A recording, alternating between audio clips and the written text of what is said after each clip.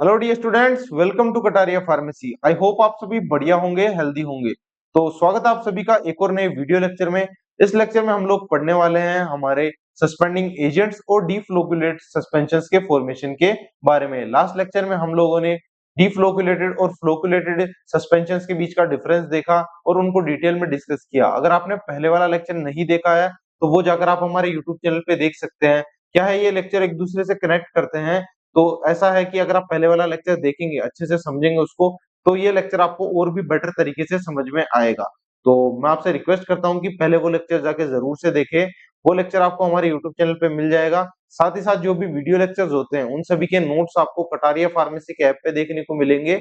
वो ऐप आप play store से जाकर डाउनलोड कर सकते हो। उस ऐप पर आपको नोट्स के साथ साथ सभी सेमेस्टर के नोट्स देखने को मिलेंगे और उसके अलावा बहुत सारे अलग-अलग कोर्सेज देखने को मिलेंगे जो आपकी फार्मेसी की जर्नी को काफी बेटर बना सकते हैं। तो वो एकदम अफोर्डेबल प्राइसेस में आपके लिए रखे गए हैं, तो वो जाकर जरूर से चेक करें। तो चलिए आज का लेक्चर हम लोग स्टार्ट करते हैं। आज हम कंटिन्यू कर रहे हैं यूनिट 3 के पार्ट 4 को, जिसके अंदर हम लोग मेनली पढ़ने वाले हैं कि फॉर्मेशन कैसे करते हैं हम डीफ्लोकुलेटेड सस्पेंशंस का और सस्पेंडिंग एजेंट्स क्या होते हैं। चलिए देखते हैं। अब देखेंगे फॉर्मेशन ऑफ डीफ्लोकुलेटेड सस्पेंशन के बारे में। सबसे पहले देखते हैं कि डीफ्लोकुलेटेड सस्पेंशंस होते क्या हैं। लास्ट लेक्चर्स में जैसे हमने पढ़ा कि डीफ्लोकुलेटेड सस्पेंशंस में, जैसे आप इसका नाम देख पा रहे हो, कि इसके अंदर फ्लोक्यूल्स का फॉर्मेशन नहीं होता, फ्लोक्स नहीं बनते हैं, मतलब पार्टिकल्स एक दूसरे से अलग-अलग रहते हैं, सेपरेट रहते हैं, है ना।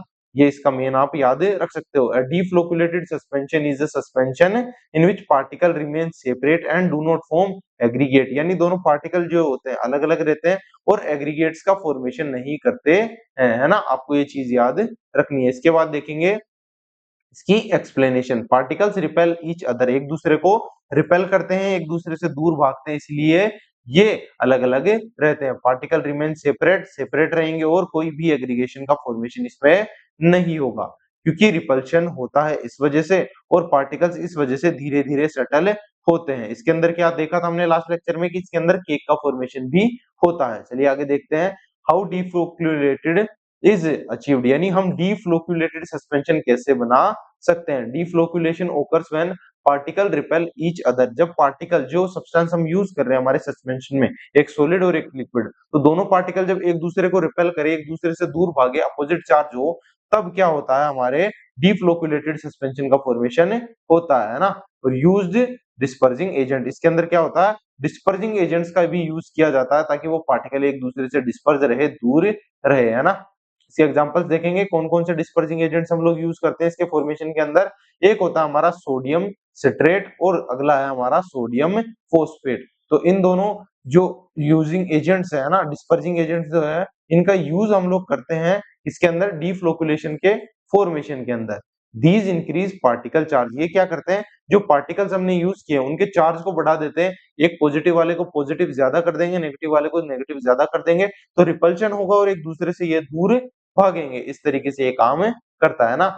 यूजेस ऑफ सस्पेंडिंग एजेंट्स, अब सस्पेंडिंग एजेंट्स का हम कैसे यूज करते हैं उसके बारे में देखेंगे। Suspending agents increases viscosity and reduce settling. देखिए ये श्यानता पे काम करता है, यानी जो हमारा फॉर्मेशन है, ये जो फॉर्मुलेशन हम लोग बना रहे हैं उसकी क्या करेगा, हमारे सब्सटेंस की या सॉल्यूशन की विस्कोसिटी को बढ़ा देगा, है ना। विस्कोसिटी बढ़ा देगा, श्यानता को बढ़ा देगा, तो क्या होगा, सेटलिंग में टाइम ज्यादा लगेगा, है ना। पार्टिकल जल्दी सेटल नहीं होंगे, उनको सेटल होने में ज्यादा टाइम लगेगा। तो इस तरीके से सस्पेंडिंग एजेंट्स का यूज किया जाता है। सस्पेंडिंग एजेंट मेनली किस पे काम करते हैं, हमारे विस्कोसिटी को बढ़ाने में और सेटलिंग के टाइम को कम करने में हेल्प करते हैं। चलिए आगे देखते हैं इसके एग्जांपल्स। हमारा सोडियम CmC, आपको ये एग्जांपल्स डायरेक्टली याद रखने हैं, डायरेक्ट एग्जाम में लिख के आ सकते हो। हमारा सोडियम CmC, ट्रेगेकेंथ होता है एक हमारा, ये दोनों होते हैं। इसके साथ साथ एक आता है हमारा ज़ैंथन गम और एक लास्ट आता है हमारा बेंटोनाइट। तो ये चार एग्जांपल है किसके, सस्पेंडिंग एजेंट्स के। डायरेक्ट नाम याद रखने हैं, सोडियम CmC, ट्रेगेकेंथ, हमारा ज़ैंथन गम और हमारा बेंटोनाइट। ये चार हमारे सस्पेंडिंग एजेंट्स हम लोग यूज करते हैं इसके अंदर डीफ्लोकुलेट सस्पेंशन का फॉर्मेशन करने के अंदर। चलिए आगे देखते हैं, फंक्शंस देखेंगे अब इन सस्पेंडिंग एजेंट्स के क्या क्या फंक्शन होते हैं। इंक्रीज विस्कोसिटी, ये विस्कोसिटी को बढ़ा देते हैं, श्यानता को बढ़ा देते हैं। रिड्यूस सेडिमेंटेशन, सेडिमेंटेशन कम करते हैं, मतलब जब जो पार्टिकल सेटल डाउन होते हैं उसका टाइम कम कर देते हैं। स्टेबिलिटी को बढ़ा देते हैं, पार्टिकल्स धीरे-धीरे सेटल होंगे तो स्टेबिलिटी भी ज्यादा हो जाएगी, है ना। अब आगे देखते हैं कि ideal properties of pharmaceutical suspensions, जो फार्मास्यूटिकल सस्पेंशंस हम लोग यूज करते हैं उनकी आइडियल प्रॉपर्टीज क्या-क्या होनी चाहिए, है ना। चलिए देखते हैं। अ गुड सस्पेंशन शुड है, उसमें क्या-क्या होना चाहिए। एक तो सेटलिंग रेट लो होनी चाहिए, मतलब लेट सेटल करे तो ज्यादा स्टेबल रहेगा। इसके बाद नो हार्ड केक फॉर्मेशन, यानी केक का फॉर्मेशन इसमें नहीं होना चाहिए। क्या होता है कि डीफ्लोकुलेट में क्या देखा था हमने कि पार्टिकल धीरे-धीरे सेटल हो जाते हैं नीचे और फिर बॉटम के अंदर एक केक का फॉर्मेशन कर लेते हैं। तो वो केक का फॉर्मेशन नहीं होना चाहिए। ईज़ी रीडिस्पर्जन होना चाहिए। रीडिस्पर्जन मतलब जब हमने रेस्ट पे छोड़ा उसको, हमारे सॉल्यूशन को, तो जो सॉलिड पार्टिकल नीचे सेटल हो जाएंगे एक तरीके से। जब हम उसको फिर से शेक करें, मिक्स करें, उसको हिलाएं, तो फिर से डिस्पर्जन इक्वल हो जाना चाहिए, यानी फिर से वो फैल कर अच्छे से हो जाने चाहिए। बिल्कुल केक का फॉर्मेशन नहीं रहना चाहिए, है ना। इसके बाद अगला देखेंगे, यूनिफॉर्म पार्टिकल साइज, जो पार्टिकल्स होते हैं उनकी साइज एकदम सेम रहनी चाहिए।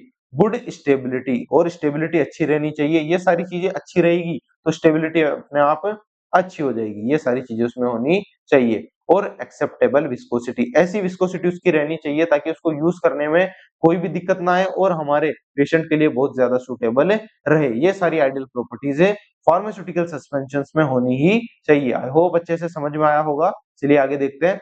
अब देखेंगे इवैल्यूएशन ऑफ सस्पेंशन, की सस्पेंशंस का इवैल्यूएशन हम कैसे करते हैं, कैसे हम उन्हें नापते हैं या मापते हैं, किन पैरामीटर्स के बेसिस पे।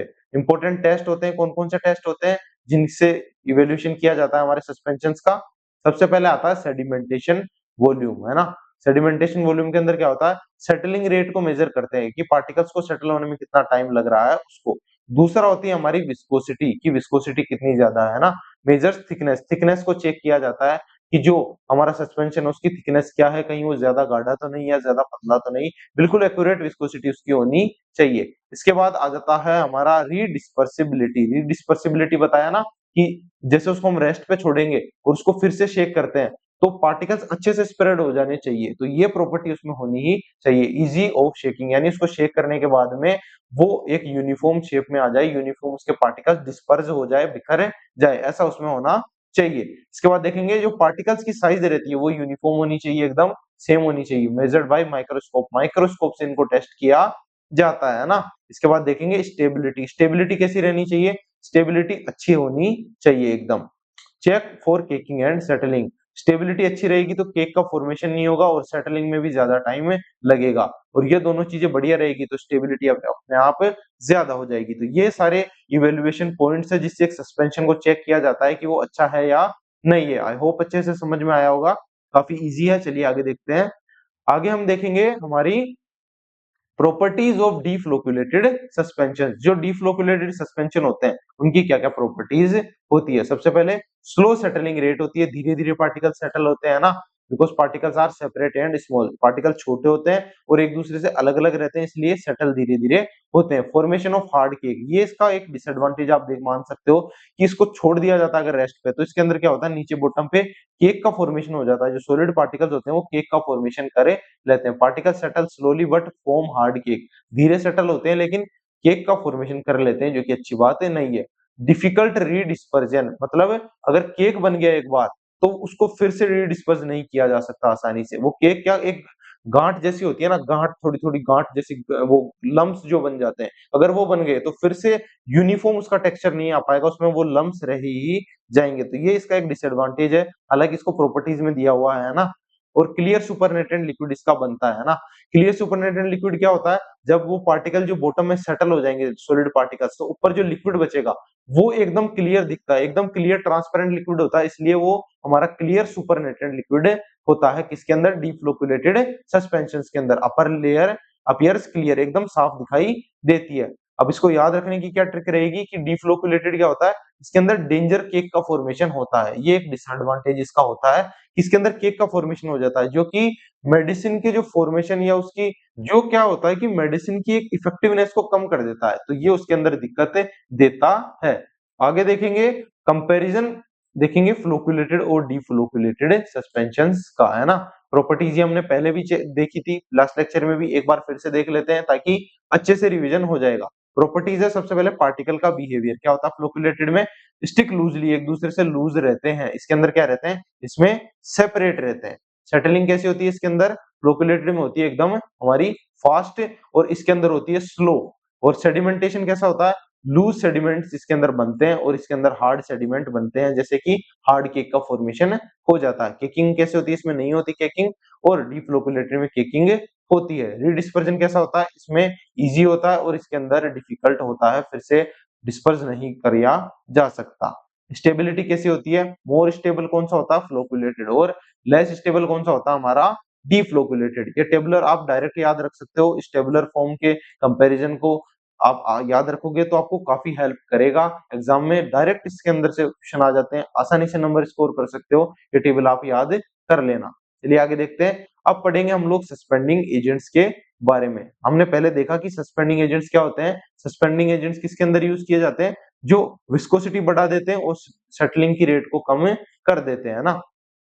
Suspending agents increase viscosity and reduce settling, settling को कम कर देते हैं और जो हमारे विस्कोसिटी होती है उसको बढ़ा देते हैं ना। इसके एग्जांपल्स हमने देख लिए थे, हमारा सोडियम CMC, ट्रेगेकेंथ, हमारा ज़ैंथम गम और हमारा बेंटोनाइट, ये सब इसके एग्जांपल्स है, आपको ये डायरेक्ट याद रखने हैं। अब देखते हैं explanation. They make liquid thick, जो लिक्विड होता है हमारा उसको थिक कर देते हैं। कैसे करते हैं, उसकी विस्कोसिटी को बढ़ाकर उससे थिक कर देते हैं। अगर लिक्विड थिक रहेगा तो सेटलिंग कैसी होगी, स्लो हो जाएगी, यानी पार्टिकल्स धीरे धीरे सेटल होंगे। ये आप डायरेक्ट याद रख सकते हो।